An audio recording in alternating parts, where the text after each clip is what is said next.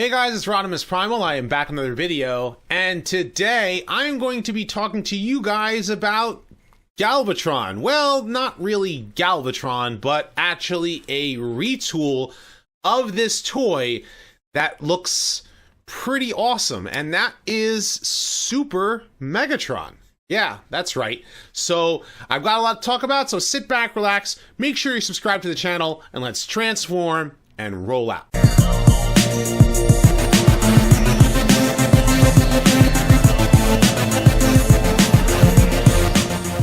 Consider supporting the channel on Patreon or becoming a channel member today.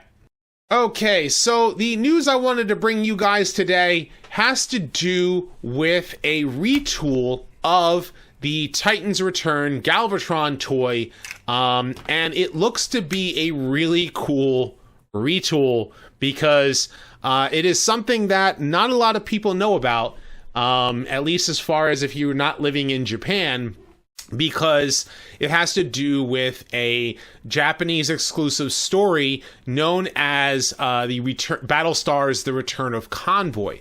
And how that storyline kind of came to be was basically in the Japanese continuity, they ignored the rebirth, which was the fourth season, basically 3 episodes that concluded the original G1 cartoon, and they continue with 3 more animes, the Headmasters, Super God Master Force, and Victory. And in Headmasters, they buried Galvatron in an avalanche of ice by using a friendship ring. It's one of the most ridiculous things in the anime. In fact, Headmasters is my least favorite of the 3 Japanese exclusive series.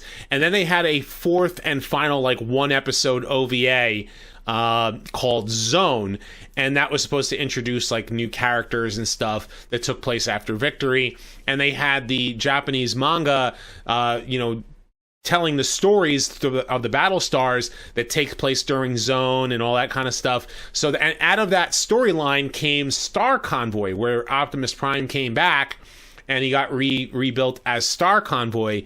And that was the new toy that they made for him was the retool of Power of the Primes Optimus Prime that you guys saw last year that I did videos for. And he looks really awesome as a retool. But you kind of wondered, what are they eventually going to do Super Megatron? Well, especially now that they've done Piranha-Con, a lot of people are, getting their hands on the King Poseidon, toys already. They've announced now that Super Megatron is a retool of the Titans Return Galvatron, and he looks great. He looks fantastic. I mean, getting a closer look at his robot mode, you can see how much detailing they've done to, give him the same feeling. It's definitely the same legs. It's the same waist, but it's the upper body that's completely changed. It's like Megatron's head with this new space blaster, fusion cannon. But it's definitely the same arms as well. And the jet mode is kind of it's almost like they took the jet mode off of, the Titans Return toy and they reshifted it to try to make it a similar transformation. But he also has tank treads. And the reason why is because I believe that he is a triple changer. Now, taking a look at the actual storyline, this was directly from the story pages. You can't quite get a closer image without zooming in too much, but this, you can kind of see it's a really low res image. But then taking a look at the manga that comes with Star Convoy, you can see that they're using this Super Megatron mold, and he definitely is a triple changer. So he has a tank mode, and he has a spaceship mode, which they're not showing the actual spaceship mode. And I think what they're doing is they're trying to combine Super Megatron and Ultra Megatron. Basically, Super Megatron loses his first fight against Star Convoy, gets rebuilt into Ultra Megatron. I think he merges with the cosmic being that revived him or something. I don't know the storyline because it's basically summaries are online for those of us in English speaking audiences. So, it's kind of like a combination of the two, and you can kind of see the spaceship mode, and then it's like a tank mode as well. So you're kind of getting this tank, here, as well as this jet as well. So it's a combination of two, and I like it. I think it looks great.